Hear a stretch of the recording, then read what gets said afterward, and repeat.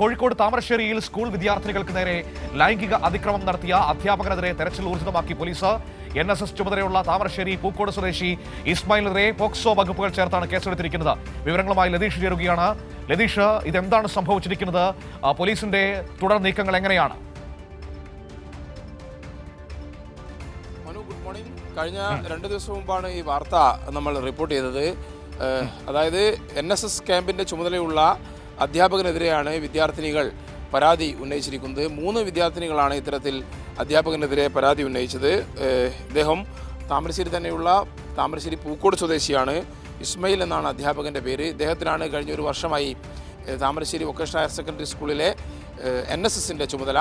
NSS ക്യാമ്പിൽ വെച്ച് കുട്ടികളോട് അധ്യാപകൻ മോശമായി പെരുമാറിയെന്നും കുട്ടികളുടെ സ്വകാര്യ ഭാഗങ്ങളിൽ സ്പർശിച്ചുവെന്നും അടക്കമുള്ള ഗുരുതരമായ ആരോപണങ്ങളാണ് ഈ അധ്യാപകനെതിരെ ഇസ്മയിലിനെതിരെ വിദ്യാർത്ഥികൾ കൗൺസിലിങ്ങിനിടെ മൊഴിയായി നൽകിയത്.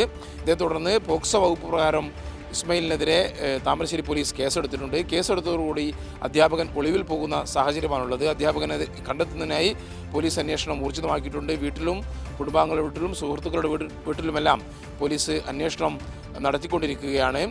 കൂടുതൽ പരാതികൾ ഉണ്ടാവുമെന്ന ഒരു വിവരം കൂടി ഇത് സംബന്ധിച്ച് പുറത്തു വരുന്നുണ്ട്. മറ്റൊരു കുട്ടി കൂടി ഇത്തരത്തിൽ NSS ക്യാമ്പിൽ NSSുമായി ബന്ധമില്ലാത്ത ഒരു കുട്ടി കൂടി അധ്യാപകനെതിരെ പരാതി ഉന്നയിച്ചതായുള്ള വിവരവും പുറത്തു വരുന്നുണ്ട്. എന്തായാലും PTA മീറ്റിംഗ് ഇന്ന് സ്കൂളിൽ വിളിച്ചു ചേർത്തിട്ടുണ്ട്. ഈ വിഷയം PTA വിശദമായി ചർച്ച ചെയ്യും. അധ്യാപകനെതിരെ ഏത് തരത്തിൽ മുന്നോട്ട് പോകണം എന്നടക്കമുള്ള കാര്യങ്ങളിൽ അധ്യാപകരുടെയും അതേപോലെ തന്നെ രക്ഷിതാക്കളുടെയും ഒരു തീരുമാനം അല്ലെങ്കിൽ ഒരു അഭിപ്രായം ആരായുക എന്നതിൻ്റെ അടിസ്ഥാനത്തിൽ തന്നെയാണ് ഇത്തരത്തിലൊരു PTA മീറ്റിംഗ് വിളിച്ചു ചേർത്തത്. കൂടുതൽ പരാതികളുണ്ടെങ്കിൽ ആ പരാതികളുമായി വിദ്യാർത്ഥിനികൾ മുന്നോട്ട് വരണം അല്ലെങ്കിൽ വിദ്യാർത്ഥികൾ മുന്നോട്ട് വരണം എന്നടക്കമുള്ള കാര്യങ്ങൾ ഈ PTA മീറ്റിംഗിൽ ചർച്ച ചെയ്യുകയും തീരുമാനമെടുക്കുകയും ചെയ്യും എന്നാണ് നമുക്ക് മനസ്സിലാക്കാൻ കഴിയുന്നത്.